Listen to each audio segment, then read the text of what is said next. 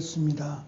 하나님 감사합니다. 우리에게 특별 새벽 기도회 제물과 그리스도인이라는 주제로 하나님의 말씀을 허락하시고 그 말씀을 붙들고 우리가 이 땅을 힘있게 은혜 가운데 말씀에 순종하여 살아가도록 허락하시니 감사합니다.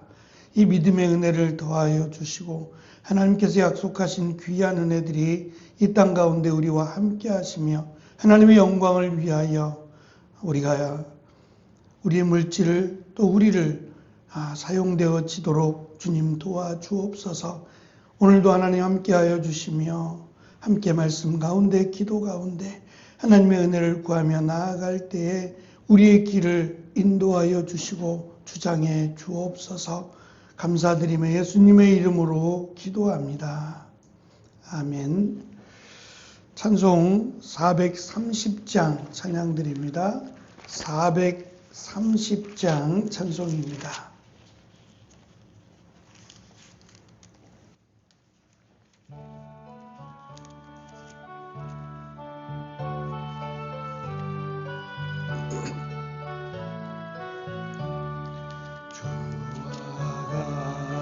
길 가는 것 즐거운 일 아닌가. 우리 주님 가신 발자 뒤를 밟겠네. 한 걸음 한 걸음 주 예수와 함께 날마다 우리 걸어가리. 어린아이 같은 우리 미련하고 약하나 그의 손에 이끌리어 생명길로 가겠네. 한 걸음 주 예수와 함께 날마다 우리 걸어가리. 꽃이 피는 들판이나 험한 골짜기라도 노하는 대로 주와 같이 가겠네. 한 걸음 주 예수와 함께 날마다 우리 걸어가리. 선지자의 녹같이 우리들도 천국에 들어올라갈 때까지 주와 같이 걷겠네. 한 걸음 주 예수와 함께 날마다 우리 걸어가리.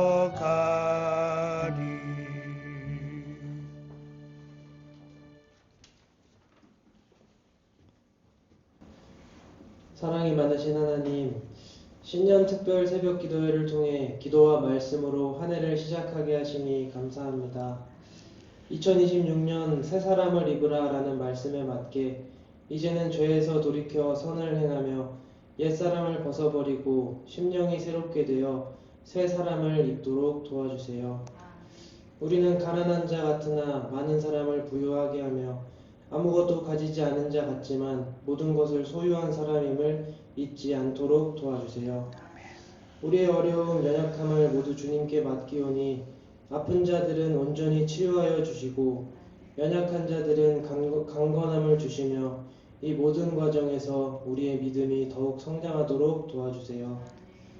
하나님의 말씀을 전해주실 목사님에게 풍성한 은혜와 지혜, 충만한 힘과 능력을 더하여 주세요. 하나님의 말씀을 듣는 우리에게 성령님이 함께해 주셔서 하나님의 뜻을 이해하고 오늘 하루를 살아갈 힘과 능력을 더하여 주세요. 신년 특별 새벽 기도회를 통해 2026년에 대한 구체적인 결심과 작정을 하며 개인의 욕망보다 영혼 구원에 힘쓰게 하시고 도움을 받기보다 지극히 작은 자 하나를 돌볼 믿음을 허락하여 주시며 개인의 욕심이 아니라 교회의 하나됨과 하나님의 뜻을 구할 수 있도록 도와주세요. 하루를 예배로 시작합니다. 우리가 각자 서 있는 그곳에서 오늘 하루의 삶이 주님께 예배로 드려지는 거룩한 하루가 되게 하여 주시고 하나님의 선하신 뜻과 계획을 경험하는 귀한 하루가 되게 해주세요. 예수님의 이름으로 기도드립니다. 아멘.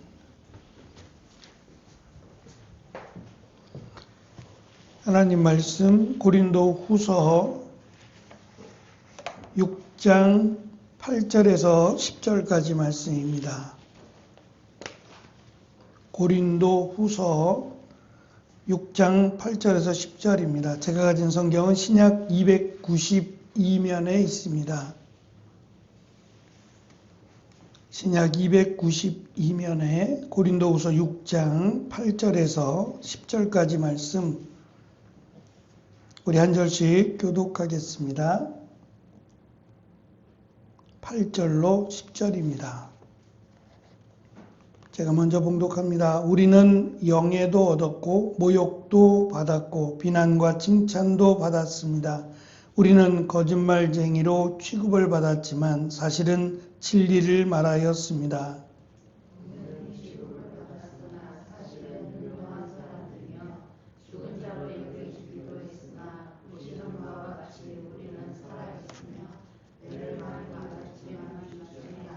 같이요. 또 슬픈 사람 취급을 받았으나 우리는 항상 기뻐하였으며 가난한 자 같으나 많은 사람을 부유하게 하였고 아무것도 가지지 않은 자 같으나 우리는 모든 것을 소유한 사람입니다. 아멘. 오늘 특별새벽기도의 네 번째 날입니다. 오늘의 말씀의 제목을 싸움이 아니라 하나님과의 사귐이라고 정해보았습니다. 재물과 그리스도인이라고 하는 것은 꽤 오랜 시간 동안 어쩌면 한국교회에 많은 진통을 안겨주었던 주제이기도 합니다. 특별히 기복주의라고 하는 하나님을 믿으면 복받는다라고 하는 것을 이 복이라고 하는 하나님을 믿으면 또 하나님이 주시는 복이라고 하는 것을 물질에다가 초점을 맞췄어요. 그래서 하나님을 잘 믿으면 부자가 된다라고 여겨왔고 가난에 억눌렸던 부자가 되기를 원했던 그 소유욕에 불을 지폈습니다. 그래서 만사형통이라고 하는 정말 말도 안 되는 내용들을 우리가 수없이 들어왔고 결국은 부자라고 하는 것이 하나님의 축복으로까지 연결시키고 반대로 가난이라고 하는 것은 하나님의 심판이나 또는 심지어 저주로까지 받아들이게 됐습니다. 이런 잘못된 기복주의라고 하는 하나님을 믿으면 물질을 소유하게 되고 부자가 된다라고 하는 것들에 브레이크가 걸렸어요. 실제로 살아보니 그렇지 않다라는 겁니다. 믿음의 길을 걸어가고 하나님 말씀대로 순종하며 살아가는 자들이 다 부자가 되느냐? 그렇지 않다는 겁니다. 그래서 새로운 주장이 나오게 되는데 그것이 청부론이라고 하는 깨끗한 부자입니다. 부자는 부자지만 깨끗한 부자.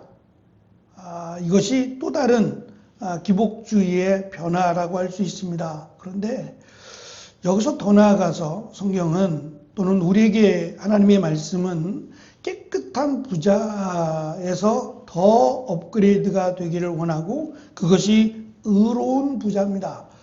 가난한 자가 되라는 겁니다. 낮아지라는 것이고 오히려 가난한 자처럼 그러니까 부자로서의 바람 또는 바람이나 부자로서의 삶을 추구하며 원할 게 아니라 오히려 가난한 자처럼 낮아져서 의롭게 살아가기에 힘쓰라고 하는 것이 예수님의 말씀입니다. 그래서 쌓음이라고 하는 부자의 전형적인 모습입니다. 더 쌓자, 더 많이 갖자라고 하는 이 부자의 그 소유욕에서 벗어나서 하나님과의 사귐을 위하여 하나님의 의로우심에 합당하도록 물질을 사용하라고 하는 것이 우리에게 주시는 재물과 그리스도인의 모습이라고 할 수 있을 겁니다. 예수님은 하나님과 재물을 겸하여 섬길 수 없다라는 말씀으로 무엇을 먼저 선택할 거냐, 우선순위를 어디에 둘 거냐를 말씀하신 게 아닙니다. 둘 중에 하나를 선택해야만 한다고 하는 선택의 문제로 말씀하셨습니다. 하나를 선택하면 하나는 두 번째가 아니라 하나는 버리는 겁니다. 이렇게까지 극단적으로 말씀하시는 것은 부의 위험성 때문이다라고 말씀을 드렸습니다. 특별히 신명기 7장에 보면 아주 유명한 말씀이 나옵니다. 12절로 15절 말씀입니다. 제가 읽어드리겠습니다. 너희가 이 모든 법도를 듣고 지켜 행하면 내 하나님 여호와께서 내 조상들에게 맹세하신 언약을 지켜 내게 인애를 베푸실 것이라. 곧 너를 사랑하시고 복을 주사 너를 번성하게 하시되 내게 주리라고 내 조상들에게 맹세하신 땅에서 내 소생에게 은혜를 베푸시며 내 토지 소산과 곡식과 포도주와 기름을 풍성하게 하시고 내 소와 양을 번식하게 하시리니 내가 복을 받음이 만민보다 훨씬 더하여 너희 중에 남녀와 너희의 짐승의 암수에 생육하지 못함이 없을 것이며 여호와께서 모든 질병을 내게서 멀리 하사 너희가 아는 애굽의 악질에 걸리지 않게 하시고 너를 미워하는 모든 자에게 걸리게 하실 것이라고 말씀합니다. 모든 면에 하나님이 도우시고 복을 주시겠다고 하는 약속입니다. 근데 이 약속의 시작 부분이 너희가 이 모든 법도를 듣고 지켜 행하면 이라고 시작을 하고, 이것이 한 사람이 아니라 너희라고 하는 모든 이스라엘을 가리키고 있어요. 다시 말하면 하나님을 믿고 말씀대로 따라가는 자에게 이 땅에 근심이 되지 않는 은혜를 하나님이 허락하시겠다는 겁니다. 그렇다고 너희는 이제 놀고 먹어라 라는 말씀이 결코 아니에요. 이제껏 겪어보지 못한 또는 애굽에서 겪었던 이런 자연재해와 같은 정말 하나님이 벌레나 또는 흑암이나 또는 메뚜기 이런 것들을 통해서 그 나라에 먹을 것이 없을 만큼 그렇게 쑥대밭이 됐어요. 이것은 하나님이 하신 일이라는 거죠. 그러면 반대로 하나님이 모든 것을 쓸어버리시던 하나님이라면 모든 것을 채워주시고 풍요롭게 하실 하나님, 그 하나님이 바로 너희가 믿는, 너희가 따르는 하나님이라는 것을 보여주시겠다는 겁니다. 열심히 수고하고 그 수고에 땀을 흘리면 하나님이 그에 따른 합당한 은혜를 주시겠다는 약속이지, 더 너희들이 이 땅에서 부자가 되고 그런 의미가 아닙니다. 12지파에게 하나님이 땅을 분배하실 때도 그 땅의 기준이 인구수였어요. 지파의 수가 얼마냐에 따라서 그 땅의 크기를 정하시고 경계를 그어 주시면서 한 가지, 이 땅의 경계를 넘지 못하도록 하셨어요. 그것으로 충분하도록, 그 땅의 경계 안에서 먹고 살아가기에 충분하도록 하나님이 주시겠다는 겁니다. 그때의 사회는 지금과는 비교할 수 없을 만큼 농업이나 이쪽에 매여 있는 삶이죠. 비만 잘 오면 먹거리가 풍족한, 먹고 나눔이 있는 삶을 살 것이고 그 먹고 나눔이 최선이었어요. 지금처럼 다변화된 사회가 아닙니다. 소유에 대한 많은 욕심이 있던 때가 아닙니다. 그럼에도 불구하고 그들이 욕심을 갖기 시작합니다. 남들이 갖지 못한 것, 나만 가질 수 있는 것들에 욕심을 가졌어요. 이것이 부에 대한 위험입니다. 만족한다면, 내가 이것으로 충분하다면 욕심이 생기지 않아야 되는데 그렇지 않다라는 것이 이 부에 대한 위험성이에요. 그래서 나하고 똑같은 옷을 입으면 이것이 기쁨이 아니라 불편해져요. 내가 이 옷을 입지 않겠다가 되고 다른 사람과 다른 나만의 옷, 나만의 특별함을 사람들이 강조하기 시작했어요. 이것이 함께하는 공동체로서의 삶을 무너뜨리는 겁니다. 하나님은 공동체로서 서로를 도와주라 라고 말씀하시고 이것이 결국은 한 번으로 끝나는 것이 아니라 50년이 지나서 다시 원래대로 돌아갈 때 또 다른 어려움이 내 이웃에게 오면 그때는 내가 도와주고 내가 어려움이 생기면 그들이 나를 도와주는 이러한 관계를 허락하셨다는 겁니다. 그런데 말씀하신 대로 이 부에 대한 하나님이 풍요롭게 또는 물질의 복을 주신다라고 하는 것을 우리는 이 시대로 갖고 와서 내가 하나님을 잘 믿으면 하나님이 7장에 신명기 7장에 약속하신 이러한 놀라운 복들이 나에게 임한다고 연결을 시켰어요. 문제는 임하는 것이 끝이 아니어야 되는데 임한다로 끝이 나니까 이것을 소유로 만들어 버렸어요. 그래서 더 많이 갖고 더 많이 소유하게 되면 하나님이 나를 더 사랑하는 것으로 연결을 해왔다는 겁니다. 그런데 예수님은 그렇게 말씀하지 않아요. 특별히 부자들이 다 그런 건 아니지만 성경에 등장하는 부자들 가운데 어떻게 하면 영생을 얻을 수 있을까를 고민하던 부자도 있었어요. 그래서 예수님께 찾아왔습니다. 찾아와서 부자가 말입니다. 예수님은 보기에도 가난한 사람이에요. 옷을 입는 것만 봐도 가난하고 그 주변에 모인 사람들만 봐도 가난하다라고 여겨질 만한데 부자가 예수님께 나와서 묻습니다. 어떻게 하면 영생을 얻겠느냐라고 하는 굉장히 심각한 질문입니다. 굉장히 심오한 질문을 예수님께 던졌어요. 영생에 관한 문제입니다. 그때 예수님께서 율법을 말씀하십니다. 그랬더니 이 부자가 다 지켜놓으라고 내가 율법에 한 올도 어기지 않으려고 노력을 해왔고 그 노력의 결과로 부자가 된 것처럼 설명을 합니다. 그랬더니 예수님께서는 내가 가진 모든 것을 팔아서 가난한 자들에게 주고 너는 나를 따르라고 했습니다. 이것이 마치 영생을 얻는 방법인 것처럼 말씀하셨는데 결국은 물질 때문에 이 소유라고 하는 것 때문에 근심하며 돌아갔다고 말씀합니다. 하나님의 나라는 물질과 관련이 없어요. 물질이 많아야 하나님의 나라에 들어가는 것은 결코 아님을 성경은 우리에게 강조합니다. 반대로 물질이 없는 자가, 물질을 소유하지 못한 자가 하나님의 나라에는 오히려 더 가깝다고 하셨어요. 결국 하나님의 나라는 예수 그리스도를 믿느냐 믿지 않느냐로 결정할 텐데 말씀드린 것처럼 재물을 섬긴다라고 하는 말은 재물을 믿는다는 말이에요. 재물을 의지하고 재물을 믿는다라고 하는 자들은 예수님을 믿지 않을 겁니다. 왜냐하면 믿을 필요가 없어요. 아쉬움도 없고 필요가 없기 때문에 하나님의 나라가 멀 것이고 가난하고 아무것도 갖지 못한 자는 무엇이라도 잡아야 돼요. 심지어는 구원이 돈으로 해결이 안 된다고 하니 내가 가진 무엇으로도 구원을 받을 수 없다가 됩니다. 그런데 예수님을 믿기만 하면 이라고 하는 어렵지 않아요. 예수님을 믿는 것이 그렇게 어렵지 않고 내가 가진 것이 없어도 얼마든지 믿을 수 있으니 그렇게 해서 믿기 시작하면 결국은 구원에도 이룰 수 있기 때문에 구원이라고 하는 것은 가진 자보다 가지지 못한 자, 풍요로운 자보다 아무것도 없는 사람이 더 가깝게 될 수밖에 없다라고 하는 말씀을 예수님께서 하셨습니다. 팔복의 말씀에도 보면 가난한 사람이 복이 있다라고 하시면서 특별히 의를 위해 가난하고 낮아진 사람을 하나님이 높여주실 것이며 그를 복이다라고 말씀하신다고 말씀하셨고 사도 바울은 빌립보라고 하는 지역에서 감옥에 갇히게 됩니다. 이제 흩어져 있던 유대인들이 모함을 한 거죠. 모함을 해서 사도 바울이 어지럽힌다.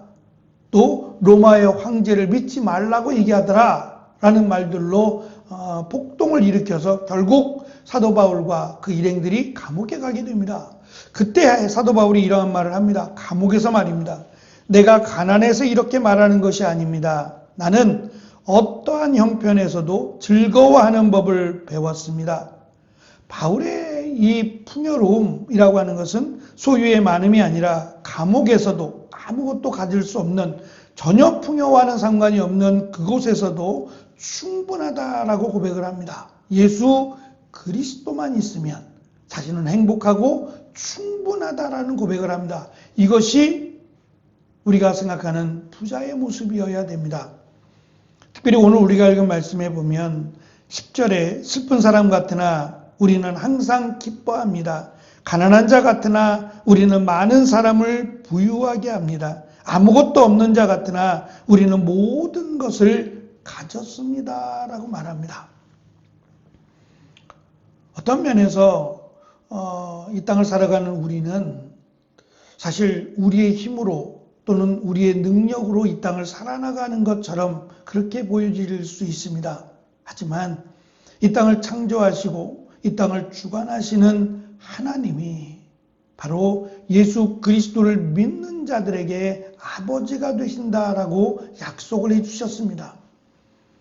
제가 한번 말씀드린 것 같은데, 아이들이 물건이 필요해서 내가 사고 싶은 것이 있어서 이것을 사고 싶습니다 라고 요구를 했고 요청을 했고, 부모가 볼 때에도 괜찮다, 이 정도는 괜찮아 라고 하며 자신이 가진 카드를 이렇게 주었어요. 이 카드로 계산을 해라 라고 했더니 얘가 카드보다는 현금처럼 보이지 않으니까 카드처럼 카드 말고 돈을 달라고 그러는 겁니다. 부모가 생각할 땐 정확한 액수를 알 수 없으니까 이 돈 가지고 부족할 수 있으니까 카드를 쓰라고 했는데, 이 아이는 카드는 돈이 아니라고 생각한 거죠. 돈을 달라라고 요청을 하는 이러한 모습이 어쩌면 우리의 모습이고 사도 바울이 강조하는 모습이기도 합니다. 모든 것을 가지신 하나님이 나와 함께 하시고 하나님이 나의 아버지가 되신데, 우리는 이것이 부족하다고 생각하고 있고 현금을 달라고 요구하는 아이처럼 하나님은 모든 것을 주시겠다고 약속하셨는데 그 모든 것이 아닌 내가 필요한 것을 채우는데 급급해하는 이 모습이 이 땅에 사는 우리의 모습이 아닌가 싶습니다.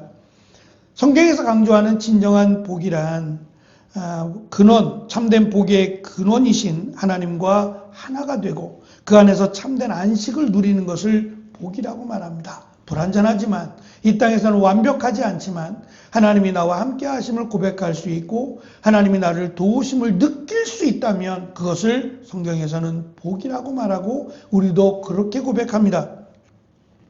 하나님 안에서 내가 왜 사는지, 무엇을 위해 살아야 하는지 의미를 발견하고 그 길을 걷는 기쁨은 세상이 주는 기쁨과는 비교할 수 없어요.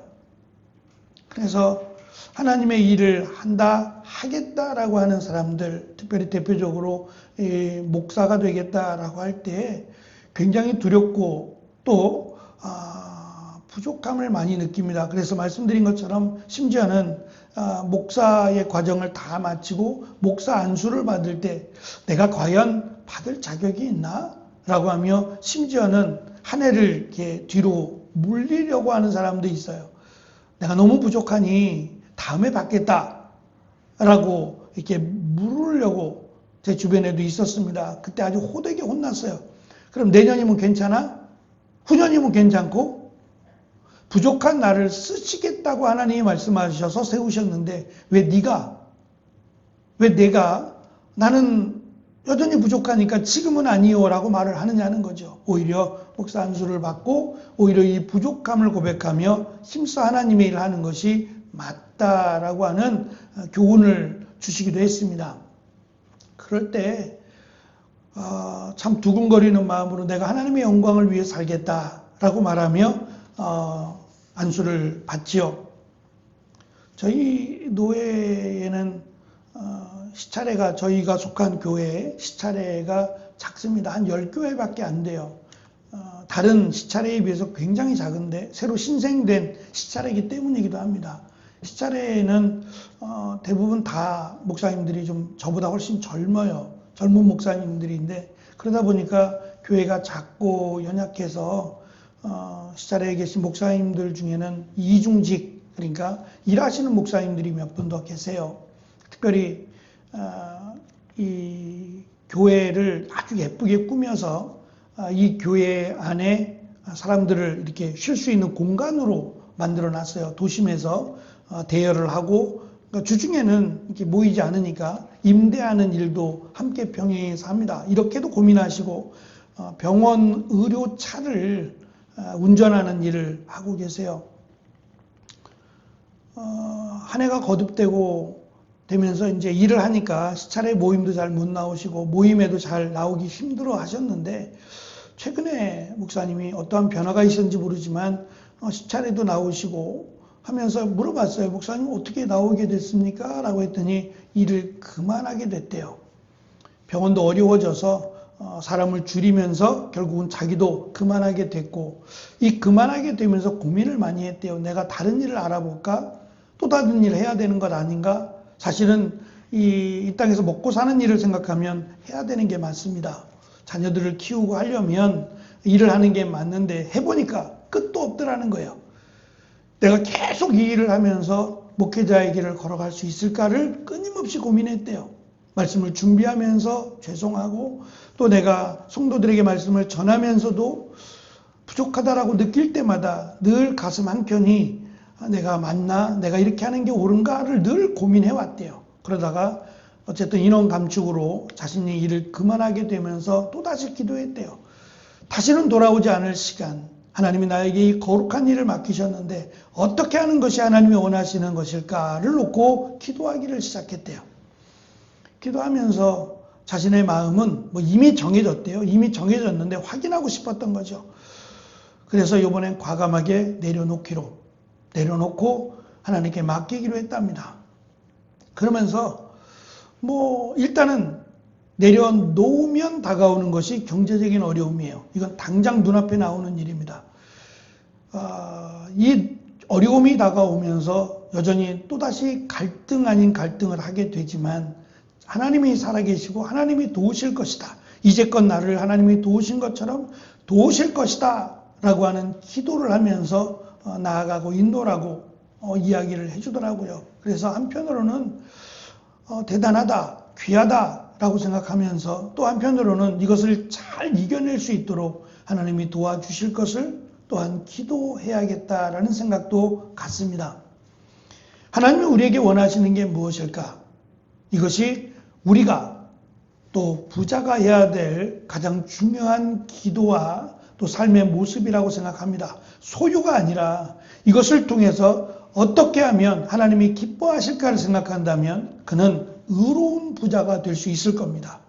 깨끗한 부자는 깨끗하게 살아가며 부를 모으겠다라고 한다면 이것 역시도 기복주의와 큰 차이는 없어요. 많은 것을 소유해야 하나님의 축복을 받은 자라고 하는 기준에서 여전히 묶여 있는 겁니다. 성경은 그것을 원하지 않습니다. 오히려 내가 가진 부를 통해서 하나님을 기쁘시게 하고 이것을 통해서 다른 이들을 도와주는 것, 이것이 하나님이 원하시는 부자의 모습이라고 생각합니다. 재물은 하늘을 나는 독수리처럼 허무하게 사라질 것이지만 하나님과의 사귐에서 오는 복은 영원하다라고 성경은 우리에게 가르쳐 줍니다. 더 많이 가지려고 하는 욕심을 내려놓고 더 많이 나누려고 하는 소명을 구하는 것이 우리가 해야 될 모습이라고 생각합니다. 소유를 구하지 말고 나눔을 구할 뿐만 아니라 채워주심을 하나님의 영광을 위해 사용하는 사람, 그것이 의로운 부자요, 하나님께서 원하시는 부자, 그리고 바늘귀를 통과하는 부자라고 말씀드릴 수 있을 겁니다. 이러한 부자의 모습으로 기대하고 소망하며 또 그렇게 살아가는 우리가 되기를 축원합니다. 아멘. 우리 교재에 있는 구체적인 실천 방안 및 나눔 질문을 같이 보겠습니다. 먼저 실천 방안입니다. 기도의 우선순위를 바꾸는 겁니다. 이번 주 기도 시간에는 물질적인 필요를 구하기보다 하나님과의 친밀한 관계를 회복하고 그분의 다스림 안에 머물게 해달라고 기도를 먼저 드려봅니다. 두 번째, 자족 훈련하기입니다. 현재 나에게 있는 것들, 음식이나 옷이나 주거 등에 대해 구체적으로 감사의 제목을 찾아보고 더 가지고 싶어하는 욕심이 생길 때마다 사도 바울의 자족의 비결을 묵상합니다. 세 번째, 좁은 길 선택하기입니다. 손해가 예상되더라도 하나님의 의를 이루기 위해 선택해야 할 정직하고 희생적인 행동이 무엇인지를 고민하고 한 가지를 실행에 옮겨봅니다. 스스로 질문해 봅니다. 내가 지금까지 가장 갈망해온 복은 무엇이었는가? 그것이 하나님과의 관계를 위한 것인지 아니면 소유의 넉넉함을 위한 것인지를 스스로 질문해서 적어봅니다.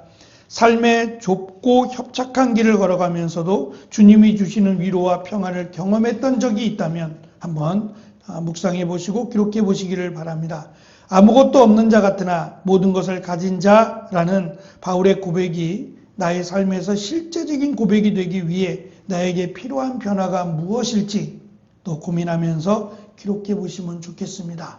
하나님이 원하시는 의로운 부자가 되는 우리 모두가 되기를 축원합니다.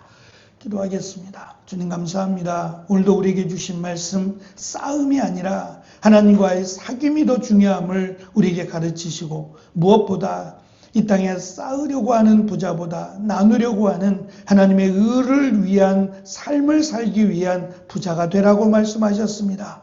우리의 삶을 통해서 하나님과의 깊은 교제뿐만 아니라 하나님의 영광을 위하여 나의 시간을 나의 물질을 나를 드릴 수 있는 귀한 은혜가 우리 가운데 있게 하시고 무엇보다 우선순위가 먼저 하나님의 나라와 그 의가 될 수 있는 우리의 우선순위의 삶이 되게 하여 주시고 그리할 때 하나님이 주시는 은혜가 우리 가운데 풍요롭다라고 하는 이 말씀을 믿음으로 오늘도 힘있게 나아가는 우리가 되게 하여 주옵소서. 말씀 가운데 함께 하시는 하나님의 능력이 그 하나님의 약속이 우리 가운데 풍성하기를 소망하며 예수님의 이름으로 기도합니다. 아멘.